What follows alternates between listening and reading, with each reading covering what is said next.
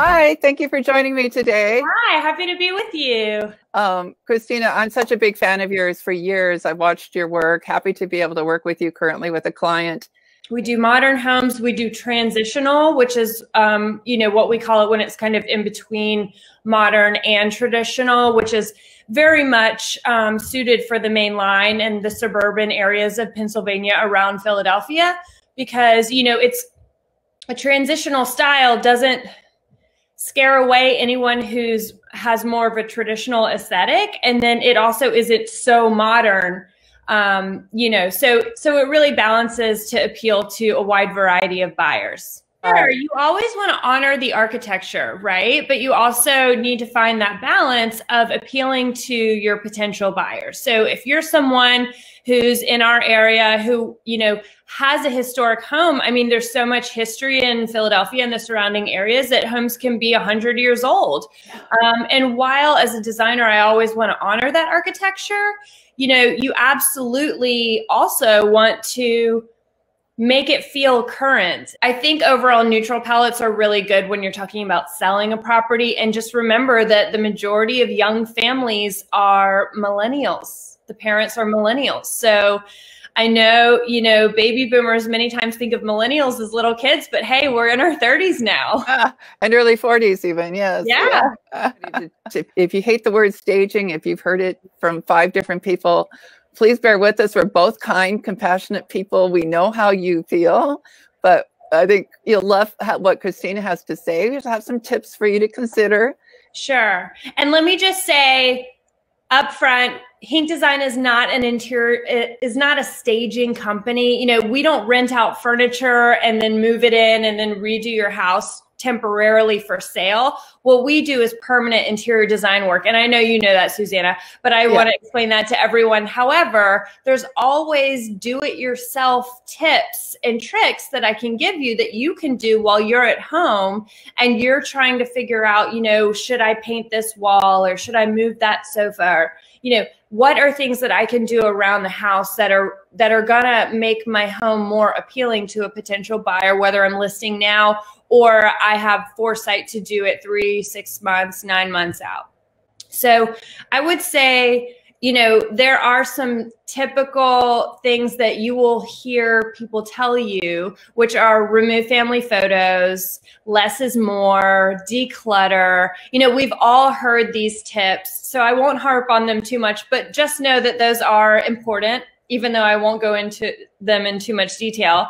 I think, one opportunity we all have during this time is to organize and declutter and clean out spaces. I think a lot of people are probably delving into their basements, organizing things, labeling things, dusting things, sweeping, and just general kind of spring cleaning, right? And we're not even a week into May. So spring cleaning is still very much a thing that people are doing. And while you're in the basement and you've cleared out space, I think that gives you an opportunity to maybe thin out some furniture in your main rooms, depending on your style. I think most people in the suburbs have larger rooms, which allows for more furniture and larger scale furniture.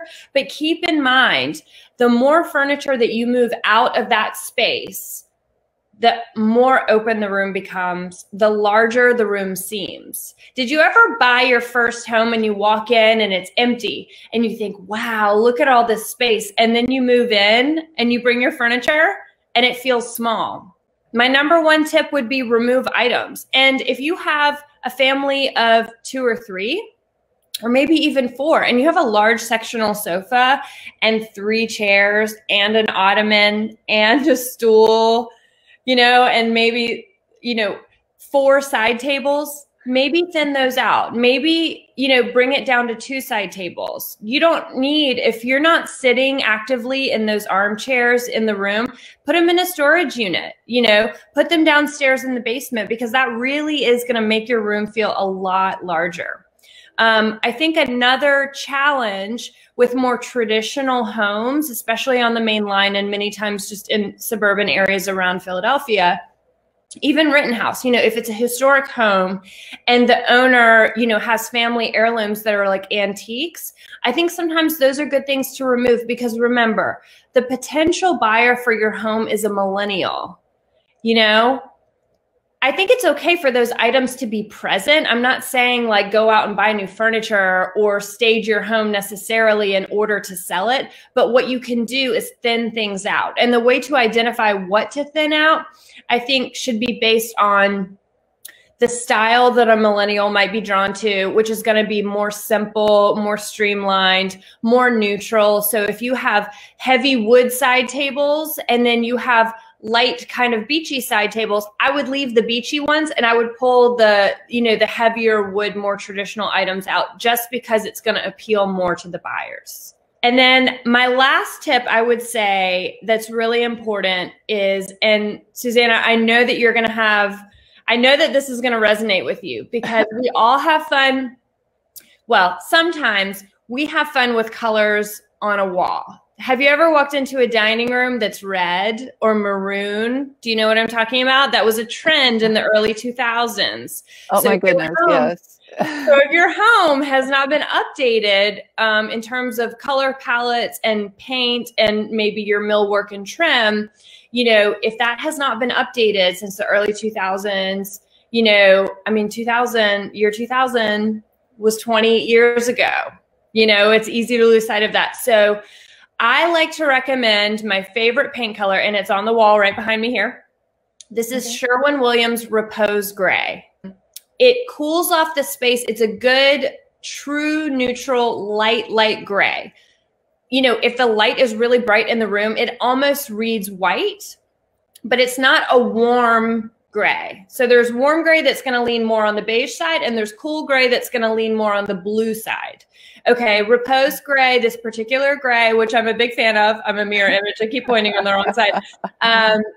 It's a true neutral. So if you have warm lights, it's going to look warm. If you have cool lights, it's going to look cool. And I've used it in homes to sell that we've rehabbed for clients and then put on the market immediately. We've used it when we just wanted to update the palette, but the client didn't really want to commit to like a real color or anything dark at all. It really just cleans the space up. It feels fresh, it feels light, and this is always going to appeal to a millennial buyer. One of the things that's so valuable about your input, and thank you for explaining that you don't do staging, is, I quite often work with sellers who were on the market before and it didn't work.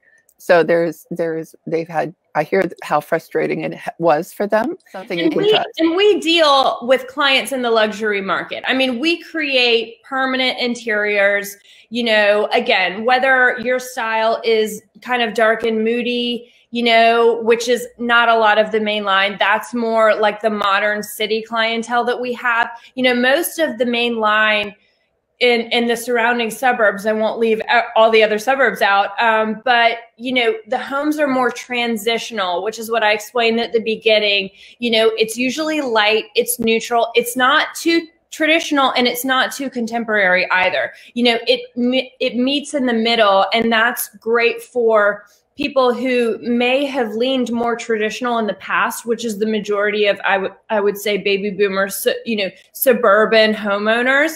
It's a way for us to create spaces that not only appeal to a lot of people, but certainly appeal to the construction styles and architecture of the homes in our area. Okay, so we got that, the decluttering, boxing things up. Any other top tips? I know curb appeal is an issue when you're coming to sell. I would just stress removing furniture items that you don't use day to day. If you have a dining room table with 10 chairs and you're a family of 4 to 6, then eliminate those 2 to 4 chairs. It's going to make your dining room look larger. It just is, because there's going to be more space. And the more spacious your home looks and the more light it looks, the better off you're going to be. So if we can add value for people who are stuck at home and ready to get out there and do something cool and add some value to their home, I'm more than happy to help. Thank you so much. But also just to reach you at home and let you know you're not alone. There's resources, there's information. If you need inspiration, you know where to find us. Thank you so much, Christina. You really inspire me. Thank you. So fun to chat with you today.